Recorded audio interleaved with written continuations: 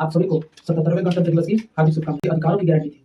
छोटे-छोटे गाँव कस्बों में रहते हैं, क्या उन लोगों का अधिकार आज भी सुरक्षित है? क्या जिस मकसद से जो संविधान तैयार किया गया था, उसका पालन हो पा रहा है? भारत एक लोकतांत्रिक देश है, लेकिन ये वहीं बस टिकता है जिसके पास पावर है, पैसा है, पहुँच है। हो किसके लिए रहा है सही से? तो जिसके पास पैसा है, पावर है, पहुँच है। आने वाले समय में दो ही लोग का काम होगा, दो ही लोग राज करेंगे। या तो जिसके पास अथाह पैसा हो या जिसके पास अथाह पावर हो। संविधान जो है हमारी समानता का बात करता है। कहाँ है समानता? कहाँ है समानता? इतिहास खिलाफ में बोलने वालों की ही लिखी जाती है, तलवे चाटने वालों की नहीं। आप सभी को 77वें गणतंत्र दिवस की हार्दिक शुभकामनाएं।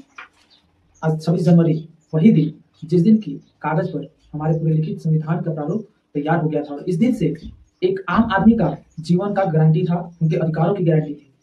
आज भी एक सवाल जो है मन में घुसता है, क्या संविधान तो हमारे पास है, लेकिन क्या हम सच में वो संविधान के तहत हमारे काम हो रहे हैं? या आज भी उन सभी जो गली कुचों में रहते हैं, जो छोटे-छोटे गाँव कस्बों में रहते हैं, क्या उन लोगों का अधिकार आज भी सुरक्षित है? क्या जिस मकसद से जो संविधान तैयार किया गया था, उसका पालन हो पा रहा है? भारत एक लोकतांत्रिक देश है, लेकिन ये वहीं बस टिकता है जिसके पास पावर है, पैसा है, पहुँच है। क्योंकि आज भी गरीबों, असहाय व्यक्तियों का फाइल इस मेज से उस मेज में, इस टेबल से उस टेबल पे, उस टेबल से इस टेबल पे ही हो रहा है। कहीं न कहीं ये देखा जा रहा है कि कानून हमें अधिकार तो देती है, लेकिन उसका हनन निश्चित ही तौर पे हो रहा है। हो किसके लिए रहा है सही से? तो जिसके पास पैसा है, पावर है, पहुँच है। कहा जाता है कि आने वाले समय में दो ही लोग का काम होगा, दो ही लोग राज करेंगे। या तो जिसके पास अथाह पैसा हो या जिसके पास अथाह पावर हो। तो क्या संविधान हमारा यही प्रोवाइड कर रहा था? हमें इसीलिए संविधान बना करके दिया गया था? क्या जो भीमराव अम्बेडकर का जो संविधान बनाने के प्रति जो लक्ष्य था, उसके पीछे का जो लक्ष्य था, तो क्या यही था कि आगे चल कर के जो पूंजीपति हैं, जो पहुँच वाले हैं, केवल उन्हीं का काम हो और जो असहाय व्यक्ति हैं, उन्हीं काम ना हो? संविधान जो है हमारी समानता का बात करता है। कहाँ है समानता? कहाँ है समानता? हम बहन-बेटियों को बराबर की दर्जा देते हैं, पूजते हैं, लेकिन आज भी कहीं न कहीं उनके ड्रेसों पे टीका-टिप्पणी करने से नहीं बचते हैं। हमारे संविधान में सबको समानता का अधिकार देता है, लेकिन क्या हम समानता कर पा रहे हैं? अभी फिलहाल में यूजीसी नेट का इक्विटी रूल पास किया गया, जिसमें ये कहा गया कि जो स्वर्ण जाति होते हैं, वो किसी को कुछ बोल देते हैं, तो उन पे कार्रवाई होगी।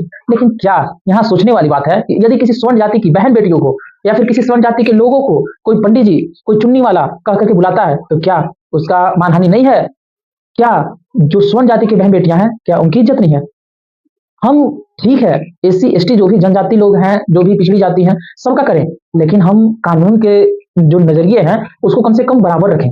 हमारी सरकारें बदलती हैं, नारे बदलते हैं, पोस्टर बदलते हैं, नए-नए वादे भी होते हैं, लेकिन सिस्टम वही रह जाता है। बड़े-बड़े वादे किए जाते हैं कि बेरोज़गारी हटेगी, विकास होगा और कई योजनाएँ भी बनाई जाती हैं, लेकिन जो ज़मीनी स्तर होता है, वहाँ पे कुछ नहीं पहुँचता है। और यदि कोई उनके खिलाफ आवाज़ उठाता है, तो देशद्रोही, एंटी नेशनल का टैग दे दिया जाता है। और जो छात्र उनके खिलाफ होते हैं, उन लोगों को जेल कर दिया जाता है, उन लोगों के खिलाफ मामला दर्ज किए जाते हैं, केस कर दिए जाते हैं, जिससे कि उनके जो फ्यूचर होता है, वो खराब हो जाता है। और फिर ऐसे एक विद्यार्थी के साथ जब होता है, तो कहीं न कहीं वो 2-3 विद्यार्थियों के ज़हन में वो डर का माहौल बना देता है। हम शिक्षित लोग हैं, आज भी हैं, शिक्षित हो रहे हैं, लेकिन क्या शिक्षित होना हमारा बस नौकरी पाने तक का ही अधिकार है? क्या हम गलत के खिलाफ नहीं बोल सकते हैं? क्या यदि हम किसी के खिलाफ बोलते हैं, सरकार के खिलाफ बोलते हैं, तो क्या एंटी नेशनल है? क्या हम अगर जो किसी पर्सनल आदमी के विरुद्ध बोल जाते हैं, किसी योजना के खिलाफ बोल जाते हैं, तो क्या हम देशद्रोही हैं? क्या हम जैसे छात्रों को अनेक छात्र जो खिलाफ बोलते हैं, क्या वो देशद्रोही हैं? नहीं। तो अभी का जो सिस्टम है, कहा जाता है कि सरकारें बदलती हैं, लेकिन सिस्टम वही पुराना रह जाता है। लेकिन दोष सिर्फ सरकार का नहीं, दोष हमारी भी है, समाज की भी है। हम बात तो करते हैं देश बदलने की, सरकार बदलने की, लेकिन हम खुद को बदलना भूल जाते हैं। हम खुद को बदलना भूल जाते हैं, हम नियम को जानने का जो है अधिकार रखते हैं, नियम बनाने का जो है उनसे प्रयत्न करते हैं, लेकिन वही हम सड़क पे नियम तोड़ते हुए नज़र आते हैं। कानून तो बना दिए जाते हैं, लेकिन वहीं सड़क पे, वहीं किसी अन्य के खिलाफ या किसी बहन-बेटियों के खिलाफ हमारी नज़रें वहीं पुरानी अटकलें पे अटकी रहती हैं। तो क्या ऐसे हम गणतंत्र दिवस सेलिब्रेट करें? क्या हमें हमारा जो संविधान से जो भी अधिकार प्राप्त है, क्या इसी के लिए प्राप्त है? और यहाँ तक कि हम कहते हैं कि ईमानदार नेता नहीं है, लेकिन वहीं हम भी ये जाति, ये धर्म, ये सब देख करके, पैसा देख करके, ये शराब देख करके लोग वोट देते हैं। तो क्या जब हम दूसरों पे क्वेश्चन कर रहे हैं, उससे पहले हम अपने आप में भी सुधार करें, तो ज़्यादा बेहतर है। हम कहते हैं कि नेता जो होते हैं या जो ऑफिसर्स होते हैं, जो पदाधिकारी होते हैं, वो भ्रष्ट हो गए हैं। तो क्या थोड़े-थोड़े से काम के लिए, थोड़े-थोड़े से समय को बचाने के लिए जो हम घूस दे रहे हैं, वो क्या भ्रष्ट नहीं है? वो क्या भ्रष्ट नहीं है? केवल नेता ही भ्रष्ट है। तो कहीं न कहीं हम सभी इस तरह से कहीं न कहीं उस सिस्टम के पार्ट बने हुए हैं कि उससे हम अलग नहीं हो पा रहे हैं।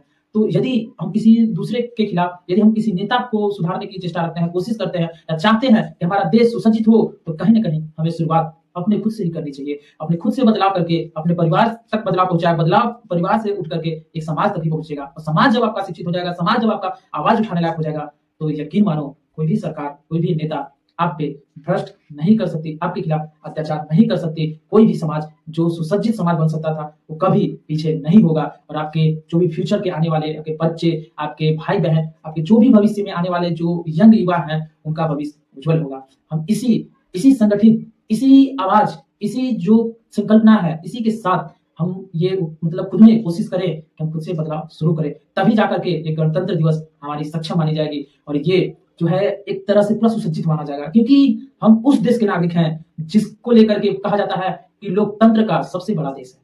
सबसे बड़ा लोकतंत्र का देश है, हम पॉपुलेशन के हिसाब से सबसे बड़े हैं। तो कहीं न कहीं इस चीज़ को हमें ध्यान में रखना होगा ताकि और जो भी हमारे संविधान को बनाने में जो भी मानसिकता रखी गई, जो भी उसके पीछे की संकल्पना रखी गई, जो लक्ष्य रखा गया, वो इसी संकल्पना के तहत ही पूरा होगा जिससे कि हम खुद में पहले बदलाव करें, फिर अपने समाज को बदलाव करें और फिर कोशिश करें कि हम जो भी वोट देने का हमको टाइम आता है, जो समय होता है, हम किसी जाति धर्म पे वोट ना दें या फिर कहीं भी हम गलत होते देखते हैं, तो उसके खिलाफ में आवाज़ उठाने का काम करें। यदि आवाज़ दब रहा है, तो इसका सीधा-सीधा असर आपके भविष्य पे ज़रूर पड़ेगा। आप पे ना पड़े, लेकिन आपके बच्चों पे ज़रूर पड़ेगा। इस बात को आप ध्यान में ज़रूर रखें। इसलिए यदि आप शिक्षित हैं, तो आप यकीन मानो, आपके पास एक अवसर है कि आप गलत के खिलाफ बोल करके अपने आप को आगे की ओर अग्रसर कर सकते हो और याद रखना, इतिहास खिलाफ में बोलने वालों की ही लिखी जाती है, तलवे चाटने वालों की नहीं।